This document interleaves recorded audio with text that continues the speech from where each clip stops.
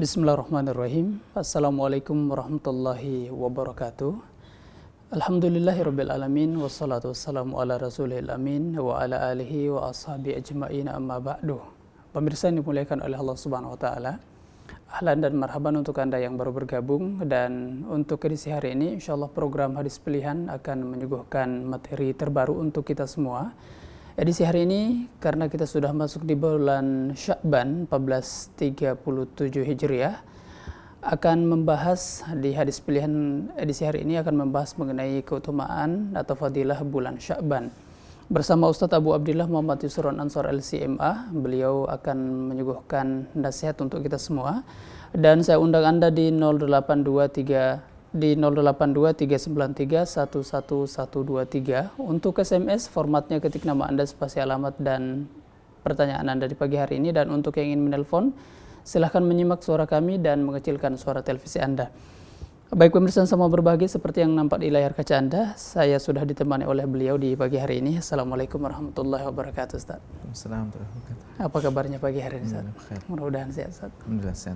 Baik. Untuk efisiensi waktu, kita langsung menyimak nasihat dari beliau. Fal fursah mutahah li fadilatil ustad, falyatafaddal mashkuran wa ma'juran. Silakan, Ustaz.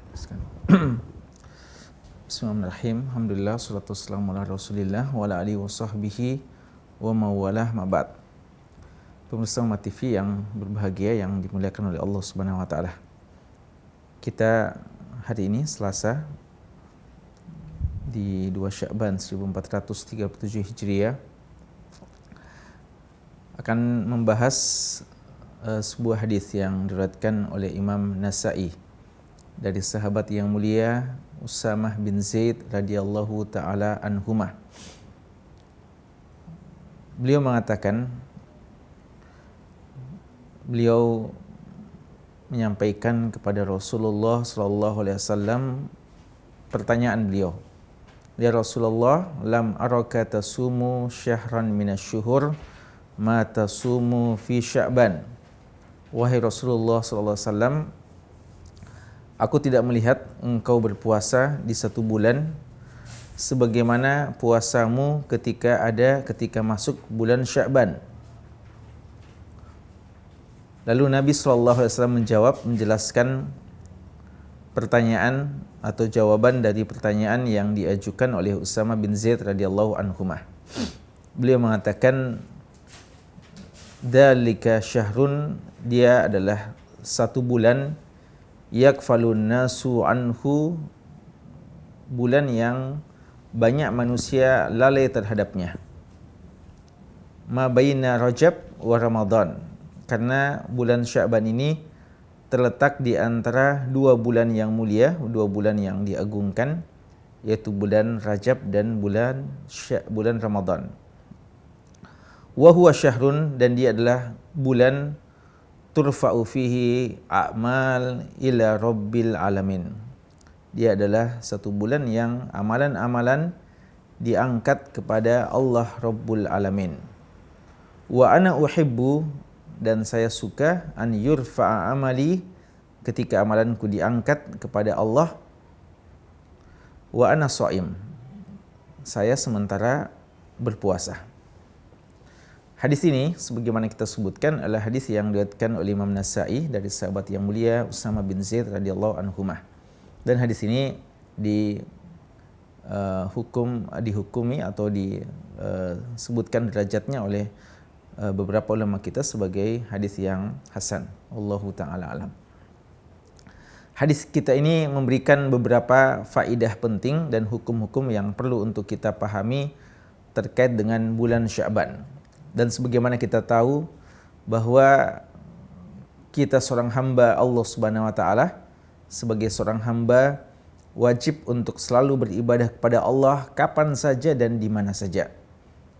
Ibadah kita ini baru berhenti ketika kita telah dipanggil oleh Allah Subhanahu wa taala. Wa'bud rabbaka hatta ya'tiyakal yaqin. Hendaknya kamu menyembah Rabbmu sampai datang kematian kepadamu.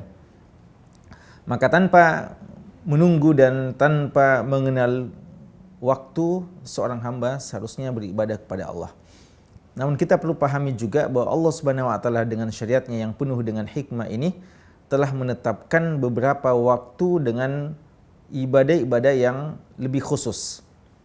Oleh karenanya Imam Ibn Rajab Al-Hambali rahimahullahu taala telah menulis satu kitab yang beliau beri judul dengan Lataif Al-Ma'arif. Lataif Al-Ma'arif ini satu kitab yang beliau tulis dan beliau menyebutkan berapa wadhaif, ya, berapa tugas-tugas hamba di waktu-waktu tertentu.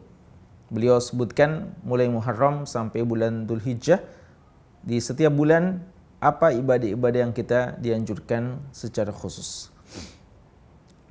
Untuk bulan Sya'ban ini, bulan yang ke-8 dalam bulan Islam, Aisyah radhiyallahu taala anha dan beberapa istri dari Nabi SAW meriwayatkan, dan ini disebutkan dalam hadis-hadis sahih dalam Bukhari dan Muslim, bahwa mereka para istri Nabi SAW melihat Nabi SAW itu berpuasa di bulan Sya'ban dengan puasa yang sangat banyak. Bahkan tidak ada puasa sunnah yang paling banyak beliau lakukan di satu bulan melebihi puasa bulan Sya'ban. Tentu saja untuk Ramadan adalah puasa wajib sebulan penuh. Namun selain Ramadan, bulan yang paling banyak beliau, Nabi kita SAW berpuasa adalah bulan Sya'ban. Dan ini disebutkan oleh istri Nabi SAW sebagai manusia-manusia yang paling banyak mendampingi Nabi SAW. Bahkan sebagian riwayat mengatakan hampir seluruh dari bulan Sya'ban itu beliau melaksanakan puasa. Dan dari hadis yang kita sebutkan tadi, hadis yang kita bahas ini, ada penjelasan dari Nabi SAW. Kalau kita lihat hadis-hadis dari istri Nabi SAW tidak disebutkan secara rinci apa hikmah kenapa Nabi SAW memperbanyak puasa di bulan Sya'ban. Dalam hadis kita ini, hadis yang diriwayatkan Imam Nasa'i ini, Usama bin Zaid radhiyallahu anhuma, seorang sahabat yang merupakan sahabat yang sangat dicintai oleh Nabi SAW. Sahabat yang dikatakan sebagai ibnu hibbi Rasulillah SAW. Seorang kecintaan Nabi SAW yang juga anak dari seorang yang sangat dicintai oleh Nabi SAW. Beliau anak dari Zaid bin Harithah radhiyallahu taala anhu. Usama bin Zaid radhiyallahu anhuma memberanikan diri untuk bertanya kepada Nabi SAW. Beliau mengatakan, "Ya Rasulullah, lam araka tasumu syahran minasyuhuri ma tasumu fi Sya'ban." Saya tidak pernah melihat kamu berpuasa di satu bulan sama dengan puasamu di bulan Sya'ban. Dan ini satu faedah penting juga, bahwa kadang kita perlu untuk mengetahui rahasia dan hikmah dari seorang alim kenapa kadang mengonsentrasikan dirinya pada waktu tertentu dengan satu ibadah tertentu. Kadang kita menyaksikan tapi kadang kita belum paham hikmahnya dan tidak tahu alasannya, maka kadang seorang murid atau ada di kalangan murid yang perlu untuk memberanikan diri bertanya dengan penuh adab kepada seorang guru, menanyakan tentang hikmah dan rahasia dari satu amalan-amalan yang mungkin ditekuni oleh seorang alim tertentu. Nabi SAW ketika mendengarkan pertanyaan tersebut, beliau menjawab. Beliau menjelaskan alasan beliau. Beliau mengatakan alasan yang pertama, bahwa bulan Sya'ban itu ternyata adalah bulan yang banyak dilalaikan oleh manusia. Beliau mengatakan bulan Sya'ban itu adalah bulan yaghfulun nasu anhu, bulan yang banyak dilalaikan oleh manusia.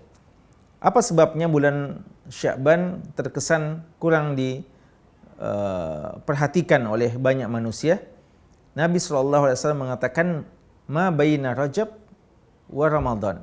Karena bulan Sya'ban ini terletak di antara bulan Rajab dan bulan Ramadan. Sudah sering kita bahas bahwa bulan Rajab adalah satu di antara 4 bulan yang diagungkan oleh Allah. Karena itu umumnya kaum muslimin ketika datang bulan Rajab, mereka begitu bersemangat ya, untuk mengagungkan bulan Rajab dengan berbagai macam amal-amal soleh. Dan ini satu kebaikan. Lalu di bulan Ramadan kita tahu orang memahami bulan Ramadan sebagai bulan yang penuh dengan keberkahan, pemimpin seluruh bulan, bulan yang paling agung. Karenanya wajar jika kaum muslimin begitu semangat melakukan ibadah-ibadah kepada Allah Subhanahu wa taala.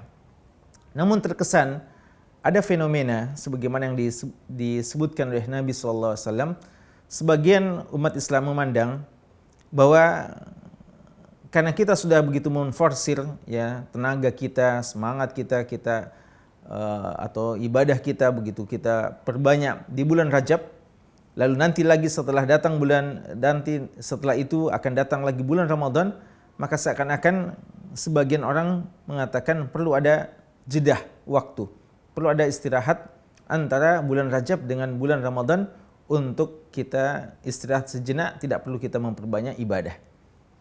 Ini yang mau persepsi seperti ini yang mau diubah oleh Nabi SAW. Anggapan sebagian orang bahwa kita tidak perlu banyak beribadah di bulan Sya'ban. Bulan ini banyak dilalaikan oleh manusia, oleh karena itu Nabi SAW justru mau banyak beribadah di waktu tersebut. Dan ini satu faedah penting, kaidah dalam beribadah, bahwa satu ibadah lebih afdal di sisi Allah ketika justru ibadah tersebut adalah ibadah yang mungkin disepelekan, atau waktu pelaksanaan ibadah tersebut adalah waktu yang banyak dilalaikan oleh manusia.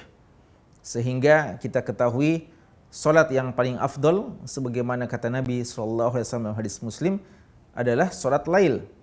Karena solat lail ini adalah solat yang kebanyakan manusia tidur, kebanyakan manusia lalai, kebanyakan manusia pulas dengan tidurnya dan dengan istirahatnya, lalu lupa untuk mendekatkan diri kepada Allah Subhanahu wa taala. Nabi SAW justru mau memanfaatkan kelalaian manusia untuk beribadah kepada Allah Subhanahu wa taala. Apa rahasianya amalan menjadi mulia ketika banyak manusia lalai? Di antaranya adalah pertama, karena beramal di waktu kebanyakan manusia lalai itu adalah indikasi keikhlasan seseorang. Karena seseorang beribadah pada saat manusia kurang memperhatikannya atau tidak melihatnya. Contoh salat lail tadi. Salat lail orang pada sibuk tidur, justru seseorang terbangun dan melaksanakan ibadah. Orang tidak menghiraukan kita beribadah, kita justru mendekatkan diri kepada Allah Subhanahu wa taala.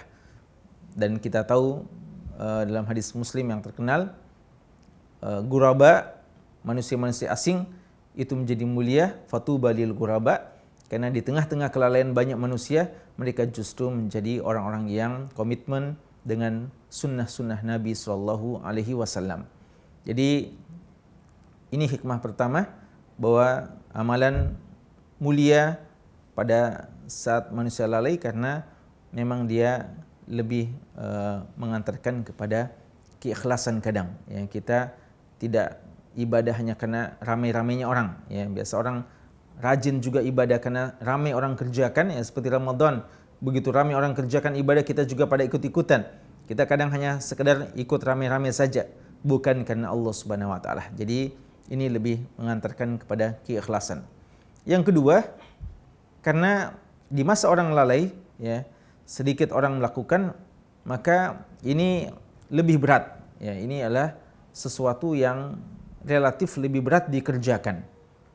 Dan kaidah dalam ibadah juga secara umum, Nabi SAW mengatakan ajruki ala qadri nasabiki, atau dalam kaidah yang dikenal oleh para fuqaha, al-ajru ala qadril masyaqqah.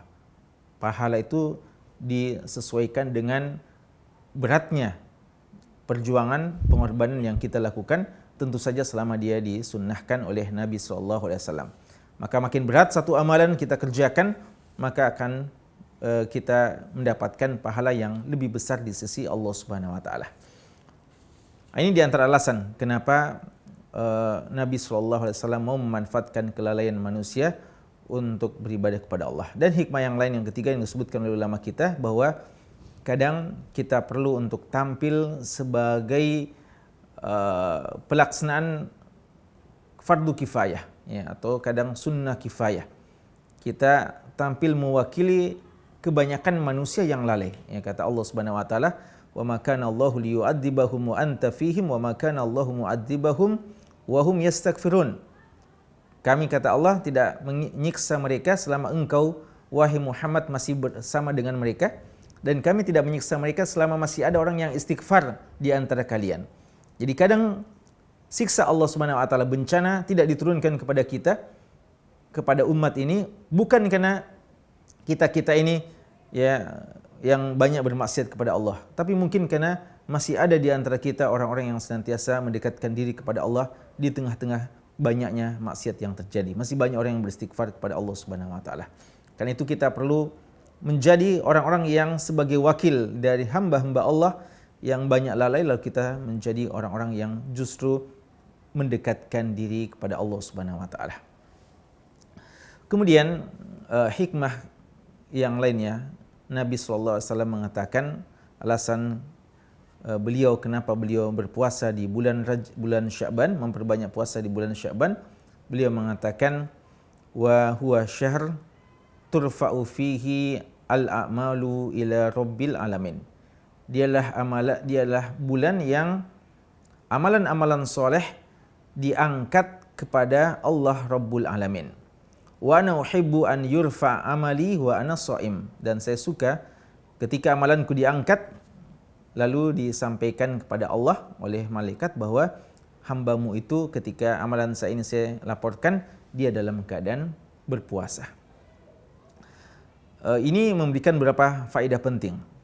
Di antaranya bahwa laporan-laporan amalan-amalan soleh manusia yang dicatat oleh malaikat itu akan diangkat dan dibawa kepada Allah Subhanahu wa taala. Dan ini bagi Ahlussunnah wal Jamaah di antara dalil yang menjelaskan bahwa Allah memang berada di atas arsy, di atas langit. Allah memang berada di atas arsy dan tidak dikatakan bahwa Allah itu berada di mana-mana. Ilmu Allah berada di mana-mana dan Allah Maha Kuasa atas segala sesuatu, namun Dia berkehendak dan menetapkan untuk dirinya, menetapkan arsy sebagai tempat Allah Subhanahu wa taala bersemayam. Dan amal-amal soleh ini yang dicatat oleh malaikat-malaikat yang penuh dengan ketelitian dan kerapian dalam pencatatannya, diangkat dan dilaporkan kepada Allah, padahal Allah Subhanahu wa taala Maha mengetahui segala hal-hal yang dikerjakan oleh para hambanya. Dan ini hikmah yang begitu besar di mana menunjukkan perlunya pencatatan dan pelaporan, walaupun tentu saja bagi Allah sendiri, Allah Maha mengetahui segala yang dilakukan oleh para hambanya. Tapi ini hikmah bagaimana kita memperhatikan masalah-masalah yang seperti ini. Disebutkan oleh ulama kita berdasarkan hadis ini dan berdasarkan hadis-hadis yang lain, disimpulkan amal-amal soleh itu diangkat dalam 3 waktu. Amal-amal soleh itu dilaporkan oleh malaikat dalam 3 waktu. Waktu yang pertama adalah amalan-amalan soleh itu dilaporkan setiap harinya. Setiap harinya, dan untuk setiap harinya dalam hadis Bukhari dan Muslim disebutkan itu dilakukan oleh malaikat. Amalan-amalan harian dilaporkan pada waktu solat asar dan solat subuh. Yang dalam hadis Bukhari dan Muslim disebutkan malaikat yang bertugas pada malam hari dan malaikat yang bertugas pada siang hari akan bertemu pada waktu solat subuh dan solat asar, dan disitulah akan dilaporkan amalan-amalan hamba di waktu siangnya dan waktu malamnya pada waktu solat asar dan solat subuh kepada Allah Subhanahu wa taala. Yang kedua, amalan akan dilaporkan kepada Allah di setiap pekannya, ya, atau setiap Jumatnya, setiap pekannya. Dan ini terjadi pada hari Kamis. Terjadi pada hari Kamis berdasarkan hadis yang diriwayatkan oleh Ashabus Sunan, ya, di antaranya Imam Nasai juga dari hadis Usama bin Zaid radhiyallahu taala anhuma juga, dan beberapa hadis-hadis yang lain. Ketika Nabi SAW ditanya tentang hikmah beliau berpuasa di hari Kamis di samping hari Senin, beliau mengatakan bahwa hari Kamis adalah hari di mana amalan-amalan diangkat kepada Allah Subhanahu wa taala. Jadi sebelum datang Jumat, pelaporan amalan-amalan kita selama sepekan itu terjadi pada hari Kamis.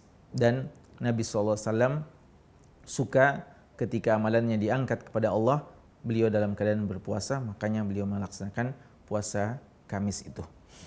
Kemudian yang ketiga adalah amalan-amalan diangkat dalam setahun, dalam tiap tahunnya. Jadi amalan per tahun itu diangkat, dilaporkan kepada Allah dalam dalam setahun, dan itu terjadi di bulan Sya'ban. Itu terjadi di bulan Sya'ban sebelum datangnya bulan suci Ramadan. Ya, sebelum datangnya bulan suci Ramadan, bulan Sya'ban adalah bulan diangkatnya, dilaporkannya amal-amal soleh kepada Allah Subhanahu wa taala. Dan Nabi SAW lagi-lagi menegaskan bahwa beliau suka ketika amal solehnya diangkat oleh malaikat kepada Allah Subhanahu wa taala dan dilaporkan bahwa hamba tersebut dalam keadaan berpuasa. Dan ini menunjukkan tentang keutamaan berpuasa, di mana Nabi SAW memilih ibadah puasa sebagai ibadah yang beliau laksanakan ketika malaikat menghadap kepada Allah melaporkan amalan para hamba-hamba Allah Subhanahu wa taala. Dan ini dalil yang sangat jelas bahwa puasa adalah salah satu ibadah yang paling dicintai oleh Allah Subhanahu wa taala. Dari ini semuanya menjelaskan kepada kita bahwa bulan Sya'ban ini sebenarnya adalah bulan untuk kita bersiap-siap menuju Ramadan. Ramadan bulan kompetisi, bulan ibadah, bulan untuk kita berlomba-lomba di antara hamba-hamba Allah menuju predikat yang tertinggi bagi seorang hamba, yaitu predikat ketakwaan, dan persiapannya dimulai sejak waktu yang lama dan puncak persiapannya adalah di bulan Sya'ban ini. Sebelum kita berpuasa 30 hari atau 29 hari di bulan Ramadan, mari kita memperbanyak puasa sejak sekarang agar ketika datang Ramadan bagi kita puasa adalah bukan hal yang sulit lagi. Jasad kita, jasmani kita tidak kaget dengan puasa karena kita sudah membiasakannya dengan bulan Sya'ban ini.